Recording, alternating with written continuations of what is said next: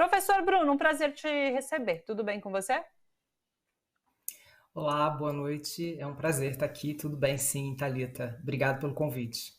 A gente que agradece a participação. Professor Bruno, o seu livro parece muito além das biografias tradicionais, né? Inclusive ali a descrição do livro fala sobre isso. Você aborda questões que não são focadas em outras biografias. Eu queria que você começasse falando sobre isso. O que ela tem de diferente? Quais são esses pontos? Então, Thalita, essa é uma ótima pergunta, porque esse foi talvez o maior desafio desse livro, justamente porque Santos Dumont é uma personagem da história brasileira que já foi muito biografado, né? Então, de alguma maneira, essas biografias precisaram ser revistas.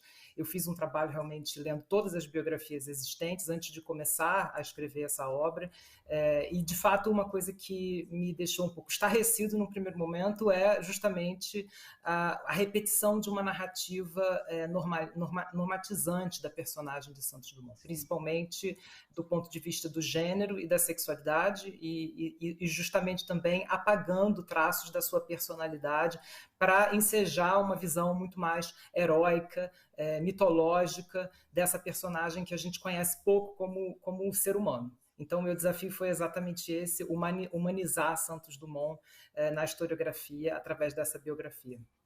E quais são os pontos principais que você ressalta agora aqui para a gente que não são abordados, não são contemplados em outras biografias? Eu acho que, primeiramente, quando a gente fala aí no título A Invenção de Santos Dumont, embora a gente pense nas invenções aéreas, né, nos modelos, nos diferentes modelos e aeroplanos criados por ele, tanto o mais leve que o ar, quanto o mais pesado que o ar, eu estou me referindo especificamente aí à invenção da própria personagem Santos Dumont.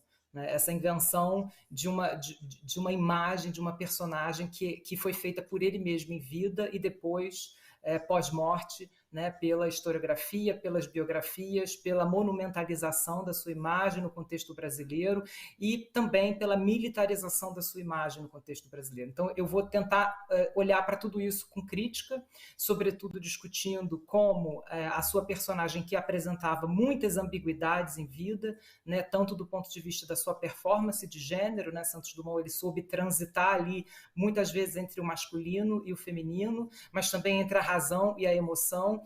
No entanto, a história que a gente tem dele no contexto brasileiro vai priorizar uma visão masculinista e militarista de Santos Dumont, que eu tentei evitar nessa biografia. Eu queria que você falasse mais a respeito da homossexualidade de Santos Dumont, né? Como isso forjou a personalidade dele e influenciou a história dele. Assim, importante dizer que o nosso objetivo nessa obra não foi comprovar a homossexualidade de Santos Dumont ou fazer uma biografia em torno disso.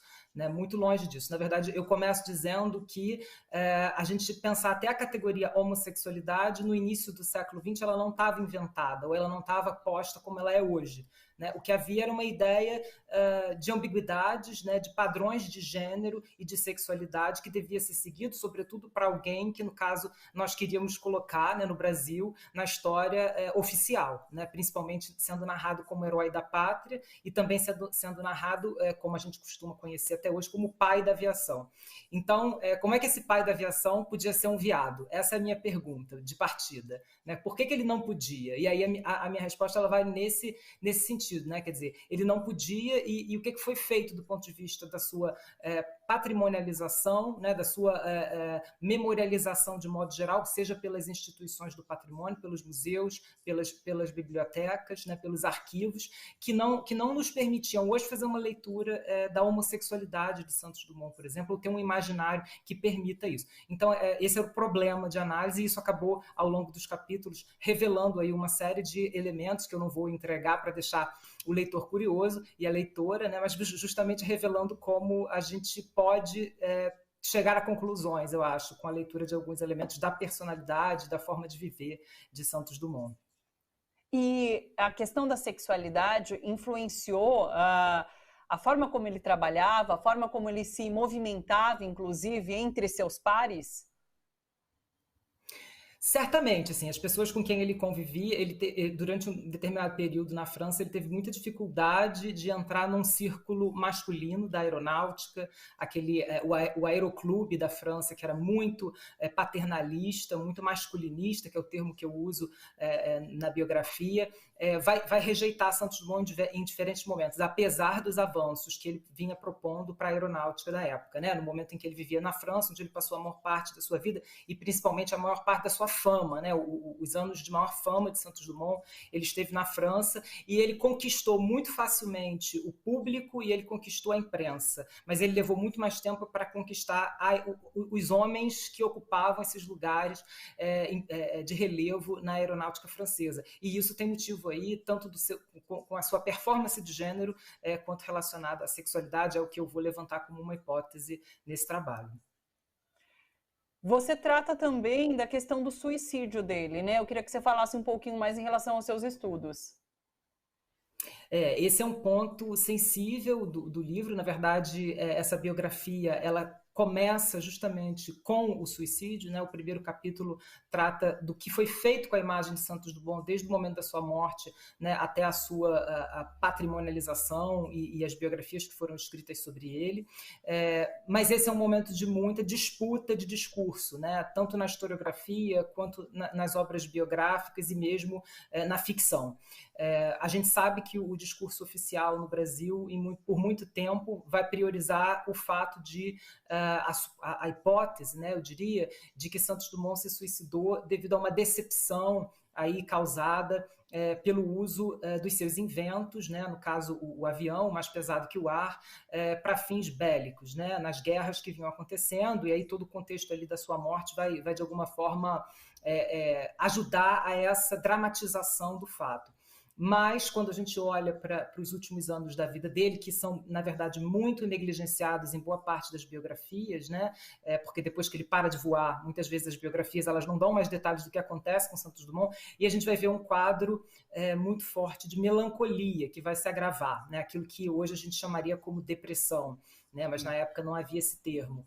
E essa melancolia ela vai estar agravada, ela vai estar relacionada aí a uma série de fatores. Primeiro, o fato dele não ser mais reconhecido na imprensa como ele era, e ele sempre gostou muito de ter a sua imagem vinculada à imprensa, ele sempre foi muito vaidoso nesse sentido. Segundo, por uma rejeição que ele vai receber a partir do momento da Primeira Guerra, quando na França outros aviadores e outros inventos vão ser preteridos para a utilização. Santos Dumont chega em 1914 a oferecer as suas aeronaves para o uso militar na França, no momento que a França está se preparando para a guerra, né? Então, quer dizer, ele não tinha completamente essa aversão ao uso nesse sentido, mas é claro que depois ele vai fazer declarações dizendo que não era assim que ele havia pensado o futuro da humanidade. Mas, de todo modo, o que a gente enxerga nos relatos que se tem dele próprio, desse período, um conflito interno com a própria identidade, sobretudo com a memória que ele vai deixar de si mesmo, né? Santos Dumont, ele quis viver para sempre, isso é algo que a gente trabalha em alguns momentos desse livro, e fica muito evidente na forma como ele vai tratar a própria imagem. Nessa tentativa de viver para sempre, ele se vê ali num dilema entre a sua herança e a sua vida particular. E eu acho que a gente pode dizer de alguma forma que todo esse conjunto de decepções vão levar ao suicídio ser a única saída para que ele de alguma forma pudesse se aproximar aí de uma divindade, que é como ele fica imaginado no contexto brasileiro, principalmente, num momento em que a França já tinha, de alguma forma, o esquecido, né? Ele vai morrer com essa sensação, né? O país que mais o elevou às alturas no início do século o vai esquecer, né? Ele vai virar um monumento e depois não se fala mais dele na imprensa, e ele tinha esse cuidado, né? Santos Dumont mapeava, identificava e documentava cada notícia que saía com o nome dele, tanto na França quanto no Brasil. E aí essa decepção, essa ausência de um público que a vida inteira o acompanhou, vai fazer com que essa melancolia cresça. E eu acho que o suicídio ele é o ápice desse momento. Ele vai escrever várias cartas antes, onde ele vai dizer, por exemplo, para sua irmã mais velha que ele não conseguiria mais viver da maneira como ele estava vivendo, poucos dias antes, poucos meses, na verdade, antes do suicídio acontecer de fato. Então, tudo isso nos mostra aí um quadro de grande complexidade, né, e muito pouco possível a gente reduzir esse suicídio a uma única causa, como a historiografia no Brasil vem reduzindo. Você comenta sobre essa questão da divindade, né? E ele tem, né, esse mito em torno da figura dele, que ele ajudou a construir, inclusive, né? Sim, isso é uma coisa muito importante da gente compreender, né? Essa ideia mítica de Santos Dumont, a gente associa muito, e alguns monumentos já construídos a ele vão associar muito ele ao mito de Ícaro, né? Aquele que voou até o sol, queimou as asas e nesse ímpeto de chegar no ponto mais alto acaba encontrando a sua derrocada. Santos Dumont tem um pouco sim essa trajetória, mas eu acho que é importante a gente dizer, e isso é uma discussão muito grande aí nos capítulos dessa biografia, que é o fato de como no Brasil a gente constrói mitos e como esses mitos eles são idealizados justamente para elevar determinados valores. Né? Nesse caso, eu vejo muito aí o depósito de uma ambição por um masculinismo da nação, atrelado à nação, por isso a gente chama ele de pai da aviação, né? E a gente sabe que na história brasileira recente, essa ideia de mito ela já foi muito mal associada também a figuras masculinistas, paternalistas, fascistas, não era o caso de Santos Dumont, mas isso como, de alguma forma, as emoções são mobilizadas no Brasil, né? E as emoções, principalmente no âmbito de um ufanismo, de um patriotismo que está para além da realidade, dos fatos e das pessoas. Bruno, por que você decidiu se debruçar sobre a história de Santos Dumont? Como essa figura entrou na sua vida? Olha, é uma história que eu tenho interesse há muito tempo e é um interesse pessoal também, né? Eu acho que quem chegar até a conclusão, as conclusões do livro, vão ver que eu me coloco ali também como alguém que foi influenciado e normatizado por uma imagem inventada de Santos Dumont. Mas uma coisa que sempre me tocou foi o fato de que quando eu olhava para as gerações masculinas na minha família, né? Meu avô, meu pai e eu, nós tínhamos imagens radicalmente diferentes de Santos Dumont. Então eu começava a imaginar como é que a gente tinha herdado Santos Dumont diferentes, né? Que personalidades são essas de uma mesma pessoa, né, que viveu no início do século e que construiu uma memória que nós herdamos no Brasil como uma memória ligada ao nosso nacionalismo, ela vai moldar masculinidades de forma diferente em diferentes gerações. E isso foi algo que foi o meu ponto de partida, né? Em que medida também a gente não pode reinventar a cada momento as personagens que nos são herdadas. E no caso de Santos Dumont particularmente, eu falo isso na conclusão, eu tinha uma imagem muito enfadonha da personalidade dele. Eu achava que não era possível alguém com tanta complexidade e com tanta ambiguidade na sua própria imagem ter uma história tão enfadonha como a que vinha sendo contada. Né? E eu acho que isso tem a ver com o fato de como ela foi sendo passada por nós e como ela foi sendo reinterpretada. Né? Eu vou mostrar isso também, como, por exemplo, em determinados momentos no Brasil, as biografias elas vão ser mais ufanistas, como no caso do período da ditadura civil-militar, em que a gente vai ter biografias bastante ufanistas, a imagem dele se torna muito militarizada, e isso vai chegar nos anos 80, nos anos 90, quando eu cresci e descobri essa imagem do Santos Dumont, e, sobretudo, com uma força muito grande da heteronormatividade. Né? Os museus no Brasil, as biografias, elas sempre vão impor uma tentativa de que Santos Dumont teve casos amorosos, de que Santos Dumont chegou a ficar noivo. Tudo isso foi desmentido pelo próprio Santos Dumont em vida, em entrevistas que ele dava ao jornal. Isso era um assunto que aborrecia muito ele, mas no Brasil a gente insiste isso até hoje. Né? Os museus ainda falam de Santos Dumont como alguém que foi muito galanteador com as mulheres, o que de modo nenhum era verdade. Então, quer dizer, essas relações inventadas também, elas quase que criam uma camisa de força na personagem que acaba tendo que seguir um padrão que, de fato, ele não seguiu em vida, quando nós olhamos para os próprios relatos, para os documentos e para a sua trajetória, né? Que foi uma trajetória incerta, foi uma trajetória complexa, né? E envolvendo muito sofrimento, né? E por isso que eu falo muito do pathos aí, porque Santos Dumont era muito movido, embora a gente associe a aeronáutica a uma racionalidade, né? Santos Dumont era muito movido pela paixão, né? E esse pathos, ele quer dizer tanto a paixão quanto ele também pode gerar patologia, e é o que acaba levando ele realmente no final da vida por um caminho de doença.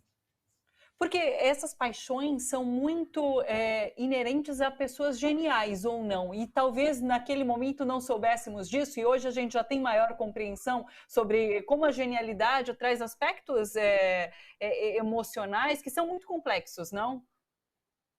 Certamente, não existe genialidade sem paixão, né? E eu acho que ele demonstrou isso. Às vezes a gente acha que a genialidade é algo que vem de um pensamento racional, de você seguir um Sim, determinado padrão ou de andar numa trajetória linear. E a trajetória de Santos Dumont, a biografia dele não foi nada linear, né? Muito pelo contrário, se a gente pegar aí a metáfora do avião, ela tem muitos altos e baixos, né? Ou mesmo a metáfora do Ícaro, que é tantas vezes associada a ele, eu acho que a queda, né, ela é parte dessa trajetória e ele aprendia a cada queda. Né, e isso fazia com que ele se transformasse também a cada queda, tanto física, né, quanto também as quedas emocionais que ele sofreu. E isso conta uma história, sem dúvida. perfeito. Tem essa questão também dos irmãos Wright, né? Há um impasse sempre quando a gente fala sobre essa história do avião entre irmãos Wright e Santos Dumont. Você fala sobre essa questão no livro? Você traz essa reflexão também? Com certeza, essa é uma reflexão que não podia não estar presente numa biografia de Santos Dumont, embora ela não seja central aqui, né? Há algumas biografias que praticamente só tratam desse dilema, mas para mim ela é menos central justamente porque eu considero Santos Dumont um grande inventor, né? E um grande inventor que teve primazia, sim, em boa parte daquilo que ele fez. Como você usou a palavra gênio, né? Mas eu acho que é isso, assim, ser um grande inventor num século em que a própria ideia de invenção, do ponto de vista tanto comercial como industrial, estava sendo forjada. Né? Então, ele realmente foi um grande precursor da sua época. Mas sobre a questão dos irmãos Wright, há uma disputa que ela vai ser também um dos elementos que vai tocar muito a própria subjetividade do Santos Dumont, quando ele vê que o reconhecimento está sendo lançado para concorrentes, né? E esses concorrentes, de fato, assim, o que os documentos vão mostrar é que eles estavam trabalhando ali na mesma época, só que com finalidades diferentes. Eu acho que é isso que é importante a gente pensar no Brasil, que às vezes eu acho que isso diz muito sobre a genialidade de Santos Dumont. Ele não estava voltado para uma indústria, ele não queria lucrar, ele não queria criar uma patente, como os irmãos Wright fizeram. Ele estava muito mais interessado numa invenção que fosse muito individualizada dele, né? E aquela ideia de criar alguma coisa que fosse dele, que a imagem dele tivesse associada. Daí o espetáculo do voo com 14 bis, que é de fato o primeiro voo público, né? O primeiro voo que realmente vai ser feito em público, com o mais pesado que o ar. Mas de fato os documentos indicam que um pouco antes ali os irmãos Wright já tinham feito um voo bem sucedido. Né? O que não quer dizer que o Santos Dumont também não tenha inventado, né? Porque obviamente ele inventou a sua maneira, ele estava pensando a partir de uma outra lógica, ele estava formulando ali uma mecânica diferenciada, porque o caminho que ele tinha traçado até ali era outro. Né? Então, quando ele se convence de que o futuro da aviação estava no mais pesado que o ar, é justamente aquele momento ali, quando ele vê que os seus concorrentes também já estavam se convencendo disso. Eu acho que a grande diferença do ponto de vista da memória, porque que os Wright vão acabar ganhando muito mais essa valorização posterior, é justamente por conta da sua preocupação, da preocupação dos irmãos Wright com a indústria, né, com a criação de patente. Eles vão fazer um modelo que vai ser reprodutível. O modelo de Santos Dumont não era reprodutível. Né? O 14 bis estava muito associado a ele mesmo. E alguns especialistas vão dizer que só ele podia voar aquilo. Depois, com a Demoiselle também, ele vai tentar criar alguma coisa que fosse mais comercial, mas mesmo assim ele não emplaca uma comercialização. Era um avião que muita gente vai dizer que era mais para o olhar do que efetivamente para o voo. E aí entra toda a indústria militar, né, que vai anteceder ali a Primeira Guerra, e obviamente que a finalidade de Santos Dumont também não era essa. Então o que acontece, eu diria que ele vai ser atropelado por um tempo, né, e por uma indústria que vai precisar aí de máquinas muito mais eficazes, tanto do ponto de vista bélico quanto do ponto de vista da lucratividade. O que não era, de nenhuma nem outra, era a finalidade que Santos Dumont buscava nos seus inventos. Que bacana que é entender melhor da nossa própria história, né? Bruno, só para finalizar, uma questão agora sobre literatura. A questão do gênero e da sexualidade tem permeado novas biografias, né? Novos entendimentos em relação a biografados. E isso tem sido muito importante para que a gente possa compreender melhor as decisões, tomada de ações dessas pessoas. Como que você tem visto essa nova forma de escrever e de visualizar histórias? Essa é uma reflexão muito boa, que realmente foi uma das coisas que me mobilizou nesse trabalho, foi o fato de que hoje a gente pode olhar para as fontes históricas com crítica, até sobre como elas foram produzidas, e hoje a gente pode criar novas interpretações. Eu acho que o olhar do autor, né, ele é muito importante nessa construção, ou reconstrução, reinvenção de personagens que já foram tão reproduzidas na historiografia e no imaginário brasileiro. Eu acho que a gente tem esse momento realmente de revisitar algumas narrativas, revisitar algumas verdades absolutas, porque isso nos ajuda, e foi de fato um processo que me ajudou muito ao longo da escrita dessa biografia, porque ela nos ajuda a entender o tempo presente também. Quer dizer, como nós estamos olhando para Santos Dumont hoje, ou como nós podemos olhar Santos Dumont hoje, é muito diferente de como outros biógrafos olharam para ele, seja 10 anos atrás, seja 20 anos atrás, né, ou mesmo em meados do século, quando as primeiras biografias foram escritas. Então, o que mudou nesse processo? O que nosso olhar nos diz sobre nós mesmos no tempo presente? Isso foi algo que realmente me chamou muito a atenção, e eu acho que é sobre isso, quando a gente escreve, a gente está sempre escrevendo de algum lugar, de algum tempo, né?